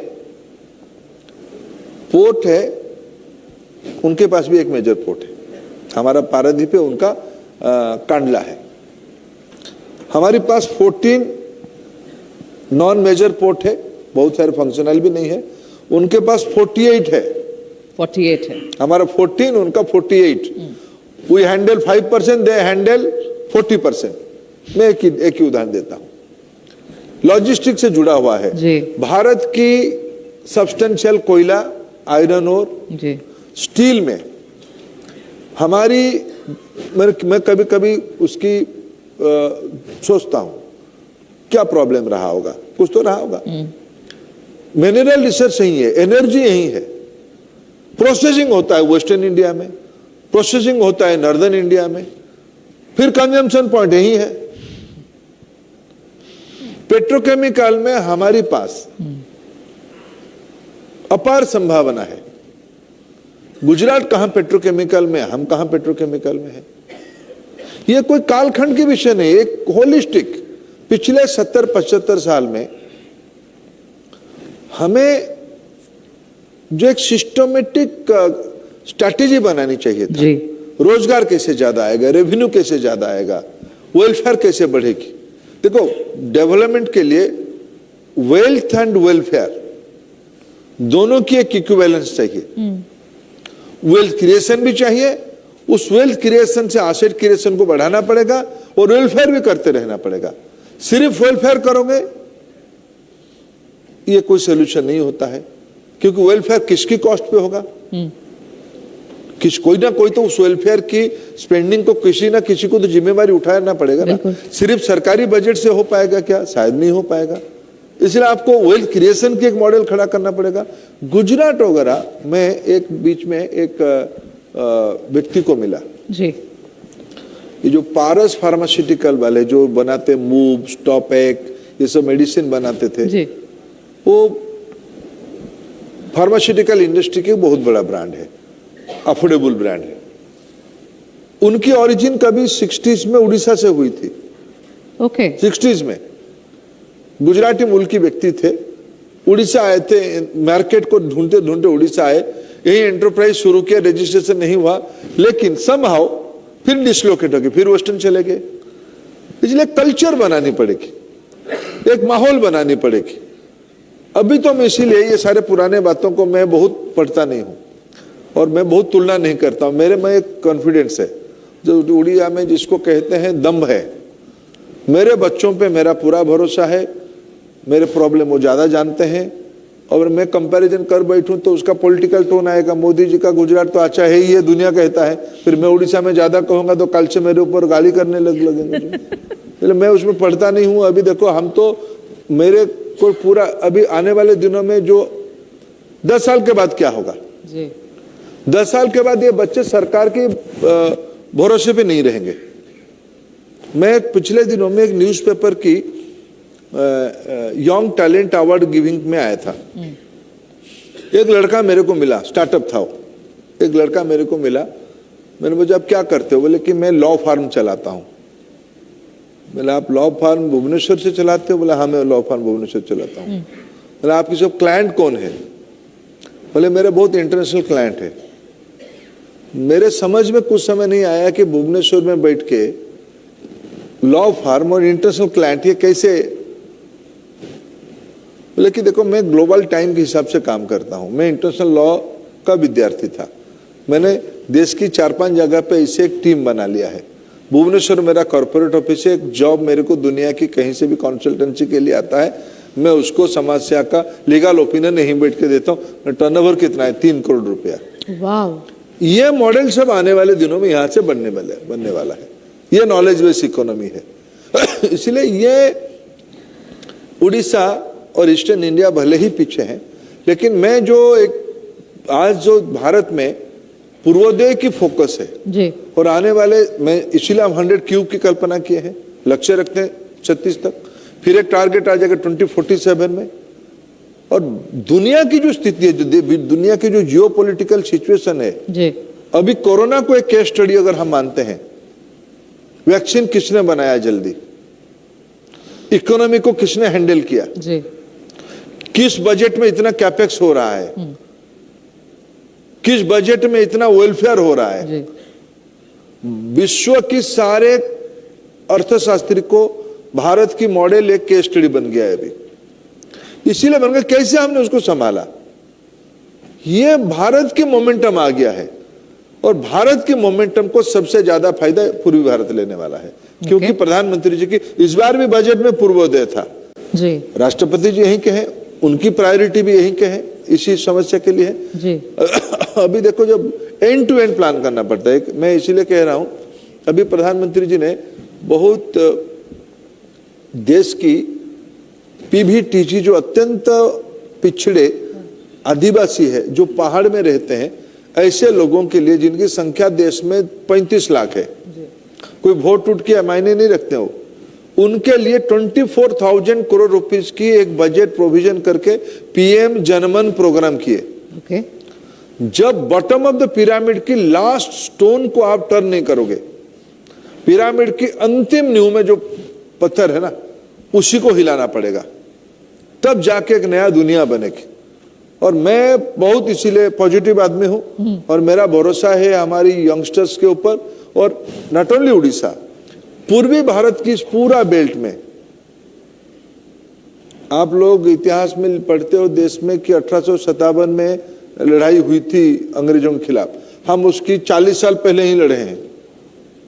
बख्शी जगबंधु के नेतृत्व में, वीर सुरेंद्र साय के नेतृत्व में, जय राजगुरु की प्रेरणा से हम लोग 1803-4 में झगड़ा हमारी हुई है। 1857 की 40-45 साल पहले। ये बड़ा विचित्र माटी है। मातंगिनी हजरा मिदनापुर में महिला थी, जिंदगी दे दी, कंप्रोमाइज नहीं की। ये लड़ने वाला भूमि है, भगवान बिरसा मुंडा यहीं के थे। जी।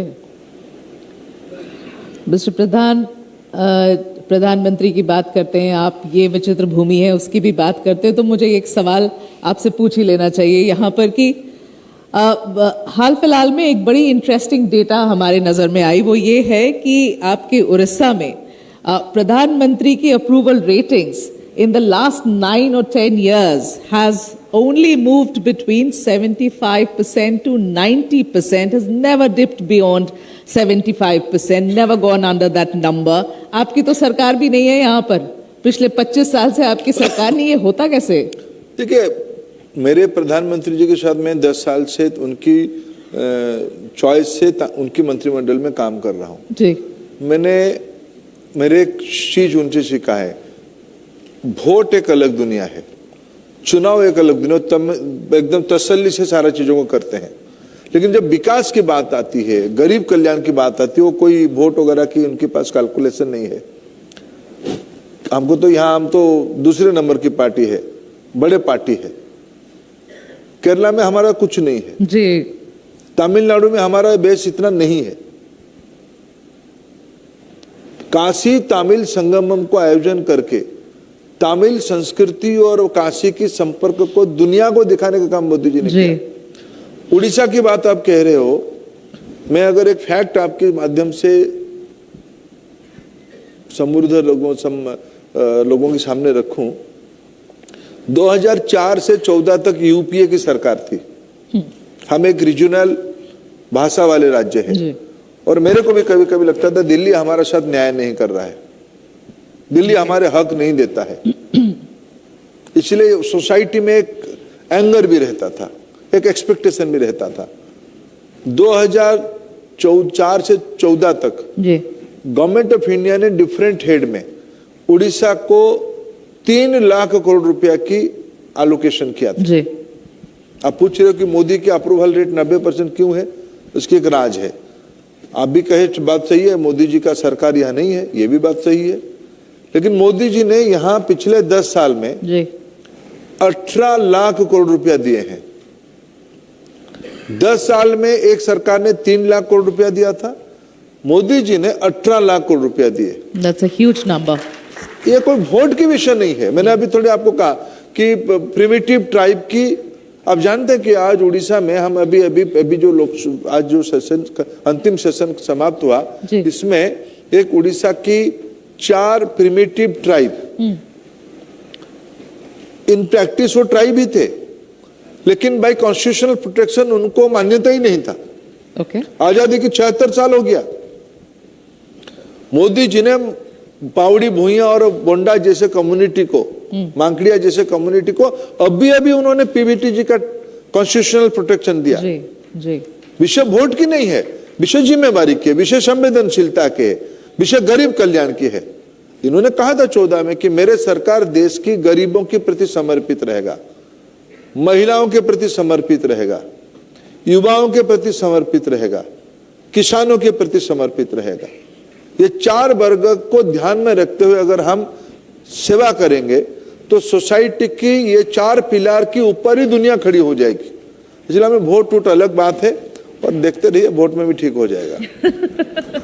इलेक्शंस तो बस अब महीने दूर हैं, तो आप क्या इंडिकेट करें? वैसे मैं कोई पॉलिटिकल सवाल नहीं, मैं भी नहीं बोलने वाला हूं। मैं नहीं पूछ रही हूँ कोई सवाल मिस्टर प्रधान, बट एक और 2047 की बात करती है आपकी सरकार। आप कार्यरत भी हैं, 100 साल होंगे हमारे भारत के 2047 में, and you have lots and lots of big dreams that you want to fulfil till then.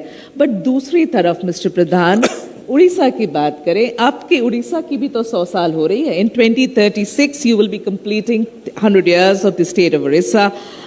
यहाँ मेरे 2 सवाल हैं आपसे मिस्टर प्रधान। पहला ये कि भारत के विकास में उड़ीसा का कितना योगदान रहेगा, पहला। दूसरा, और शायद थोड़ा ज्यादा महत्वपूर्ण ये सवाल, कि क्या इन 100 सालों में उड़ीसा जहां आज आकर खड़ा है, क्या वो वही मुकाम है जहां आपके उड़ीसा वासी इस स्टेट को देखना चाहते थे, या शायद कोई कमी रह गई? कोई कमी नहीं रहेगा। मैंने कहा शुरू में मैं पॉजिटिव सोचने वाला व्यक्ति हूं। 2 चीज आपको एकदम रैपिड फायर जैसे आप पूछे और मैं भी उत्तर दे देता हूं। भारत की विकसित होने की रास्ता उड़ीसा से ही है, पूर्वी भारत से ही है। हम ही नेतृत्व करेंगे देश की आने वाले 25 साल में। इंटेलेक्चुअल लीडरशिप में हमारी लड़के ही रहेंगे, हमारी बच्चियां ही रहेंगे, इसमें मेरे मन में कोई कंफ्यूजन नहीं है। मैं स्पष्ट, जो लड़का रॉकेट उड़ा सकता है जी, किराना दुकान की बेटा अगर रॉकेट उड़ा सकता है, उसको अपॉर्चुनिटी मिलेगा, ये चंद्रयान 4 में जाएगा, पक्का मान के चलो। इसमें मैं दूसरा, ये जब नेशनल मोमेंटम बन गया है, भारत इरिवर्सिबल पोजीशन तक आ गया है। जब भारत बढ़ेगा और उड़ीसा उसकी लीड पोजीशन पे रहेगी तो उड़ीसा बढ़ना तय ही है। उड़ीसा कोई पीछे नहीं रहेगा, उड़ीसा बढ़ना तय ही है। और एक सोसाइटी की प्रेशर आती है। तभी आज की जनरेशन की जो उड़िया में देखता हूं ना, उस लड़कों के अंदर जो कॉन्फिडेंस में दिखता हूं जी, ये मैंने कहा, मैं इस राज्य की छात्र युवा आंदोलन से आया हूं जी। मैं सच में अभी कभी यंगस्टर्स को मिलता हूं, देखता हूं उनकी लेवल ऑफ अंडरस्टैंडिंग और कॉन्फिडेंस चीजों के ऊपर समझना। हम तो एक बार हमको टीचर समझाते थे, मैं बहुत मेरा एक अनुभव है कि हम बाद में उसको समझते थे, पीछे से समझते थे, धीरे से। मैंने बीजे क्या, मैं इसको कहना मेरा पोल खुल जाएगी इसलिए मैं नहीं कहना चाहता हूँ। क्या है, मैं late learner, I am slow learner rather than मैं स्लो लर्नर। लेकिन आज के बच्चे कितना भी दुरंत पृष्ठभूमि के हो जी, उनकी जो कॉन्फिडेंस लेवल है, हमें उड़िया लड़कों को क्या, मेरे जनरेशन में क्या था, हमको आता था आंसर, हम आंसर नहीं देते थे। इसीलिए नहीं देते थे, अरे गलती हो जाएगा तो मेरा सार नाराज हो जाएगा, फिर मित्र हंस देंगे, फिर वो जो क्लास में बैठी हुई लड़की वो जोर से हंस देगी, अरे छोड़ो यार, कहे नहीं, चुप रह जाओ। उसमें हमारी कॉन्फिडेंस दब जाता था। आज के बच्चे ऐसे नहीं है जी। ये एकदम कॉन्फिडेंट है, वो आगे बढ़ जाएंगे। मिस्टर प्रधान, इतने सारे सवाल आपने हमारे लिए, एक आखिरी सवाल आपसे पूछना चाहती हूँ, और प्लीज मैं ये with the rider that this is not with any political connotation, Mr. Pradhan, yet I want to ask you this, that when a place, a region, a state, a country has a government which is a long-standing one, a stable, long-standing one, it still has its advantages and disadvantages. एक ही सरकार कई समय तक रह गई है, यहाँ पर भी कुछ ऐसा है आपके स्टेट में, 5वीं टर्म खत्म करने जा रही है मिस्टर पटनायक की सरकार। कैसे देखते हैं ये पीछे के 25 सालों को आप? देखो, ईस्टर्न इंडिया चीजों को पड़ोस के बंगाल को देखिए जी। मैं कभी कभी इस विषय पे भी सोचता हूँ, ऐसा नहीं सोचता हूँ सिर्फ मेरे एंगल से सोचता हूँ, ऐसा नहीं है। जैसे मैंने कहा, मेरे एक बचपन से अभ्यास है कि मैं चीजों को थोड़ा ऐसे क्यों हुआ, क्या हुआ, मेरे लिए बहुत इम्पोर्टेंट नहीं रखता है, क्यों हुआ इसके लिए मेरे दिमाग में चलते रहता है। मैं पास के बंगाल को कभी कभी कंपैरिजन करता हूँ। देखिए, 2 प्रकार के मॉडल देश में है। लॉन्ग स्पैन सेवा करने के मौका मिलना एक एडवांटेज रहता है, लेकिन आपके पास विजन होनी चाहिए, आपके पास कंसिस्टेंसी होनी चाहिए, आप क्या करना चाहते हो उसकी स्पष्ट क्लैरिटी ऑफ थॉट होनी चाहिए। डेमोक्रेसी है, कई कारणों के कारण लोग कंटिन्यू भी करते हैं। मैंने बंगाल में तो 3-3.5 दशक तक एक पार्टी की सरकार रही, उनको भी बड़े बड़े लेंस लगा के ढूंढने से भी बंगाल में नहीं मिलते हैं। मैंने सीपीएम वाले मित्र हमारे नहीं मिलते हैं, और मैं घुमा हूं बंगाल की, बहुत पॉलिटिकल एक्टिविस्ट के नाते स्टूडेंट एक्टिविस्ट में बहुत घुमा हूं, और उनकी नैरेटिव सुना हूं, उनके आइडियाज सुना हूं, उन्होंने अच्छा काम भी किए हैं। बंगाल में लैंड रिफॉर्म्स की एक क्वालिटेटिव काम उनके समय में हुई थी, लेकिन उन्होंने ऐसे ही पैकेजिंग किया था, वो कभी उनकी गले की हड्डी बन गई। इसलिए वो आज बंगाल जो स्पीड पे जाना चाहिए था जी, वो नहीं जा पा रहा था। वहां भी तो 30-35 साल का किसी की सरकार थी। यहाँ की बात करिए ना। मैं पहले गुजरात आता हूँ, गुजरात में भी मोदी विजन की पिछले 25 साल की सरकार चल रही है। मोदी जी पहले ऑर्गेनाइजर थे, फिर बाद में लीड किए खुद मुख्यमंत्री करके, फिर उन्हीं के मार्गदर्शन में सरकार चल रहा है। एक ही उदाहरण दिया ना, हमने 5% कार्गो, वो 40% कार्गो। हम कोयला, लोहा, बॉक्साइट, मैंगनीज सभी का हम ही अधिकारी है। हमारी से रॉ मटेरियल बन के उनके वहां जाके प्रोसेस होकर फिर हमारी मार्केट में आता है। ये विजन और लीडरशिप की फर्क है। और मैं कभी कभी डेमोक्रेसी का मैं भारत में डेमोक्रेसी का बड़ा पुजारी हूं।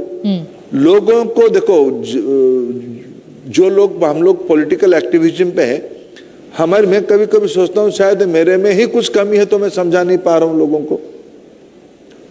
ये मैं इसे सोचता हूं, मैं नहीं सोचता हूं कि लोग नहीं समझते हैं। और ये सारे विषय में मैं कुछ लोग दम्भ दिखाते हैं बीच बीच में। वो डेमोक्रेसी में ऐसे रावण की दम्भ भी ऐसा होता था कि मैं दुनिया का सबसे शक्तिशाली आदमी हूं। दुर्योधन का भी ऐसे दम्भ था। ऐसे कई लोगों की दम्भ मनुष्य सभ्यता ने देखा है। बंगाल में भी हमने किसी की दम्भ देखा था, ढूंढने में नहीं मिलते हैं अभी। देखिए आगे क्या होगा उड़ीसा में। किससे कंपेयर कर रहे हैं ये? मैं छोड़िए, आज इतना तक रखिए ना। हम आप और मेरा प्रॉमिस हुई थी कि चुनाव 50-60 दिन बचा है, पॉलिटिक्स बात नहीं करेंगे। आज हम तो आए हैं मेरे बच्चों को खड़ा करने। मैं तो आने वाले मेरे नशा चढ़ा कि 100 क्यूब, 2036, 2047 ये सुवर्ण काल है प्रधानमंत्री नरेंद्र मोदी जी के नेतृत्व में। समाज कैसे जुड़ता है, समाज कैसे जुड़ता है। अभी अभी 22 जनवरी को उसका एक झलक मैंने हम लोगों ने देखा। फॉरगेट अबाउट राम मंदिर आंदोलन से छोड़ दीजिए, लेकिन देश एकाकार हुआ जी, देश इकट्ठा आया।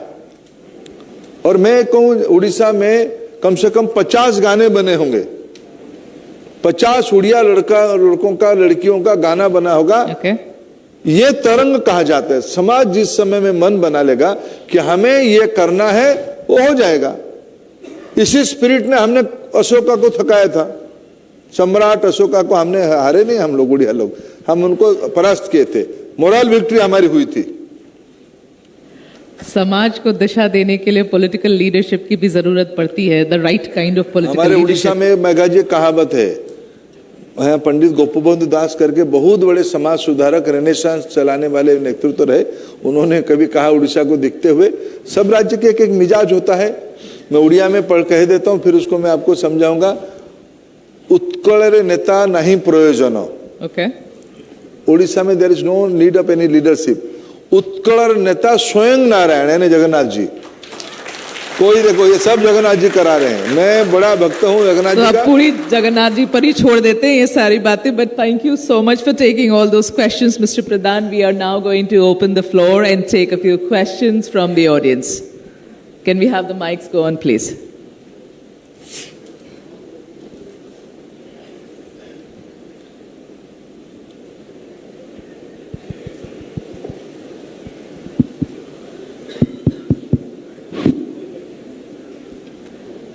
If you get the mic in your hand, please identify yourself first and then ask the question.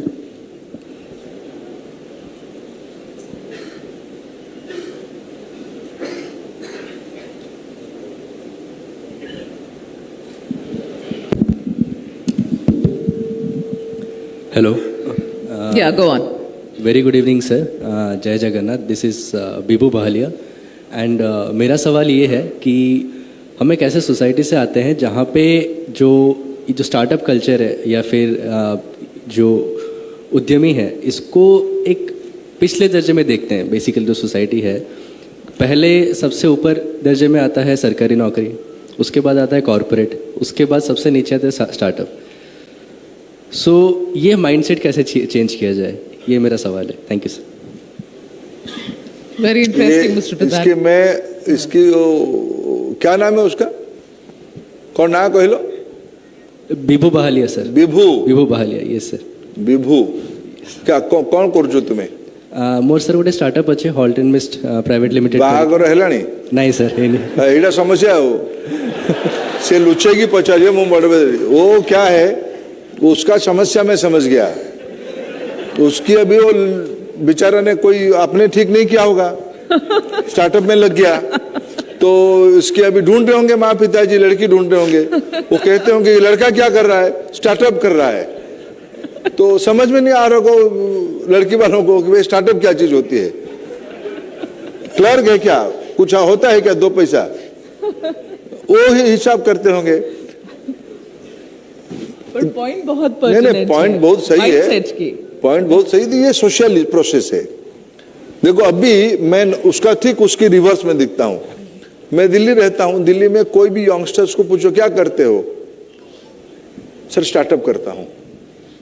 वो बिना करता नहीं करता, जमीन बिक्री को भी स्टार्टअप कहता होगा, लेकिन वो बिना बेहिचक में कहते स्टार्टअप में काम करता हूं, स्टार्टअप में काम करता हूं।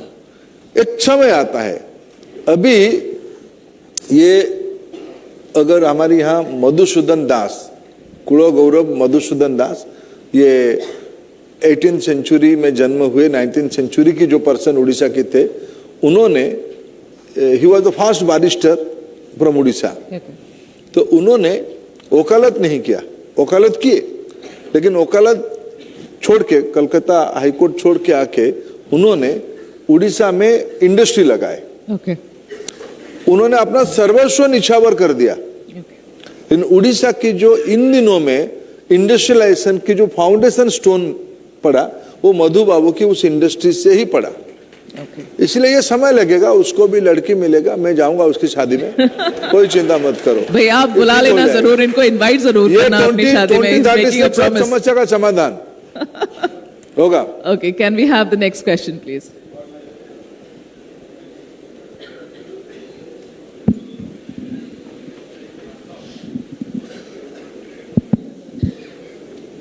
Hello, sir.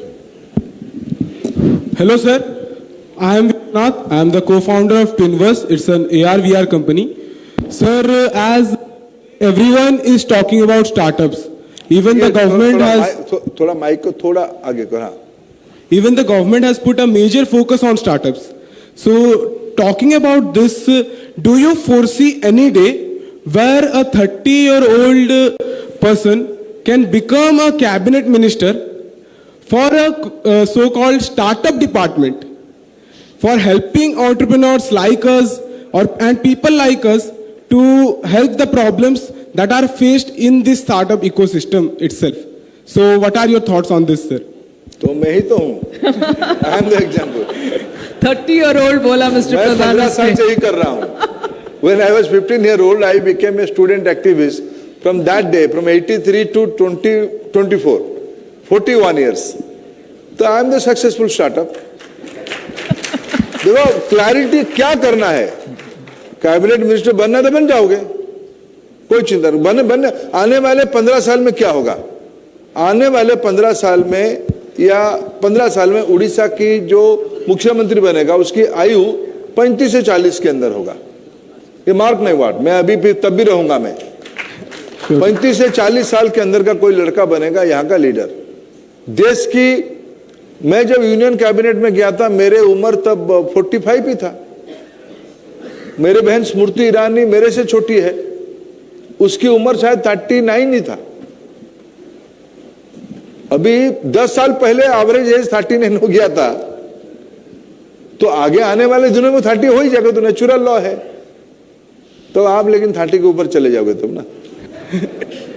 Yeah, but maybe, you know, when this actually does become a momentum, you might just feel the need to have a separate cabinet ministry for that. We don't know how things go.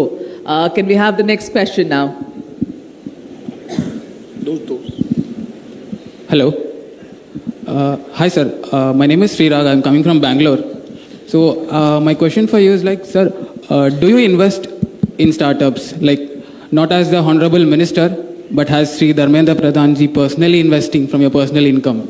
And the reason why I asked this question to you is because I've been having this thought since a very long time. What if the ministers or the Honorable President herself starts investing in startups personally? Wouldn't that create a curiosity among the public and which will make them learn more about startups and investments? Because if in a state like Kerala where there is so the literacy rate is so high and still people are getting scammed in the name of investments, where people are investing in wrong hands, like in money chains, they're investing, calling it as investments. So what is your thought on this, sir? No, I totally agree with you. When there are, please sit. Welcome to Odisha. Thank you. You came to this conclave organized by IIT Bhubaneswar. I will answer in the two part.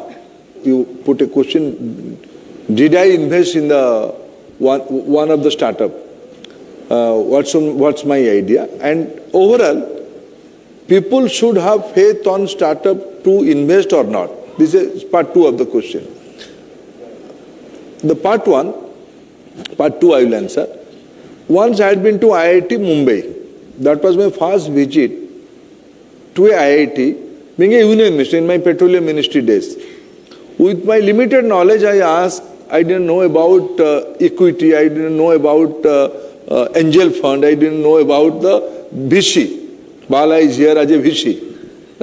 So I didn't know about what kind of financial mechanism are backed up to startups. I asked, did you get loan from banks? All startup, 10, 12 startups were there.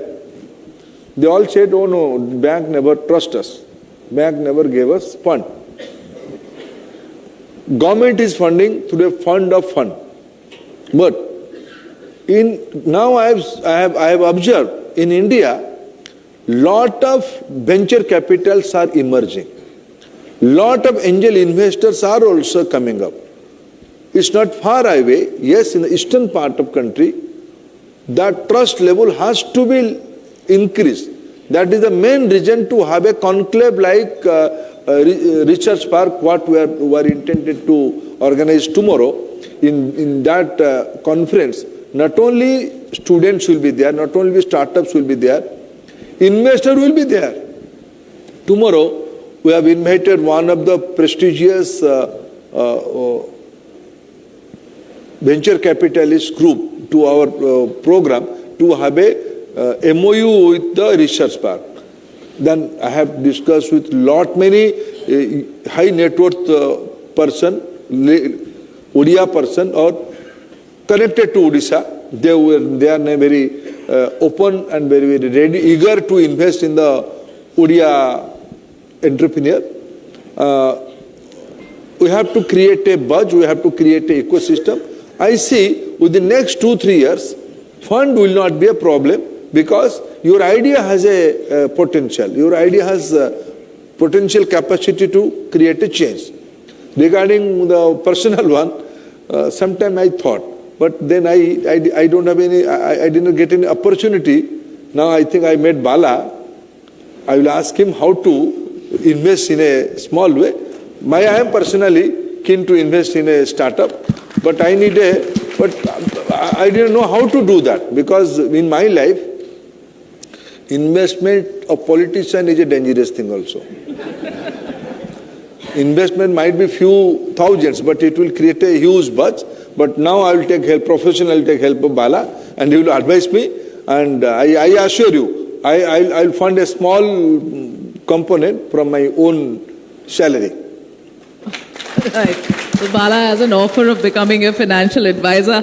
I know a lot of you want to ask questions, but sorry, we are running short of time, so we'll be taking one last question now.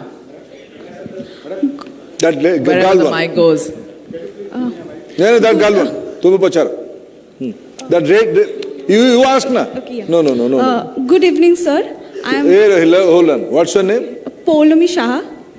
You are from? I am a research scholar from IIT Bhubaneswar. जब mic मिलेगा ना बोलते जाना.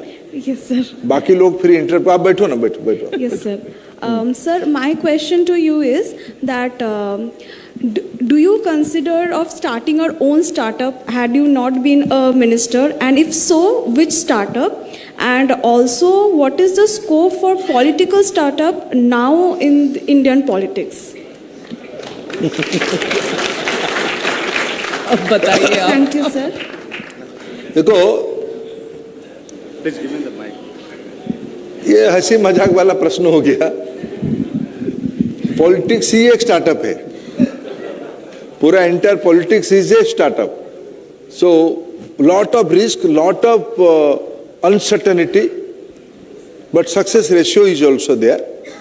So people are or youngsters should join socio-political life, taking risk, and only if you only take risk, then change will be there. So, but overall, looking into our country's scenario, risk-taking ability of our youngsters are increasing. That's a silver line. Absolutely, Mr. Pradhan. So thank you so much. Thank you to the audience. And Mr. Pradhan, thank you so much for giving us your time and for this absolutely enlightening session. I'm hoping that all of you have got a clearer perspective on a host of issues. So before we let him go, ladies and gentlemen, give it up for India's Education Minister, Mr. Pradhan.